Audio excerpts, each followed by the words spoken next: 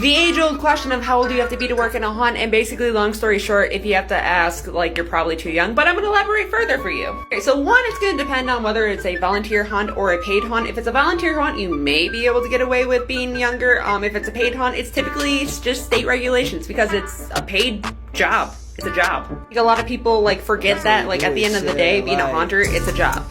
So if you don't know how to get a job, then you're probably too young to be a haunter. For example, I used to live in New York, and so the haunts that I worked at in New York, I think the youngest I ever saw was like 17, and that was because of state regulations, because you couldn't like work up to like a certain time on weekdays, and you couldn't work up to a certain time on weekends, and you had to get like working permits in order to work at a younger age. You may be asking, well, why do haunts not want to hire younger people? And let me explain. Again, one, it's a job. We want someone that has reliable transportation. So if you don't have a car and you have to rely on your parents to drive you and stuff, that's gonna be a little iffy. Another thing too is that younger people often don't take their first job very seriously sometimes, and especially if it's a haunter job. I have seen so many people who think it's all fun and games, and they don't realize it's a job, and they don't realize they can get fired. But probably the biggest reason why haunts have age restrictions on who can work at a haunt is for safety reasons. Now, let me use the example. I just had my opening night this past Saturday at my new haunt, and I had a girl in a group stop dead in her tracks, go up to me, put her fist up, and say, "I'm gonna knock you the fuck out." If you scare people, even though that's in our job description,